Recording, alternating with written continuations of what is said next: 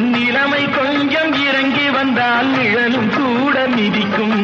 உயர்ந்த இடத்தில் இருக்கும் போது உலகம் உன்னை மதிக்கும். உன் நிலைமை கொஞ்சம் இறங்கி வந்தால் நிழலும் கூட மிதிக்கும்.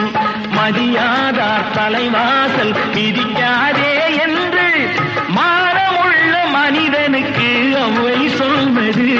அது அவ்வை சொன்னது, அதில் அர்த்தம் உள்ளது. பரமசிவன் கழுத்தில் இருந்து பாம்பு கேட்டது, கருடா சௌக்கியமா? யாரும் இருக்கும் இடத்தில்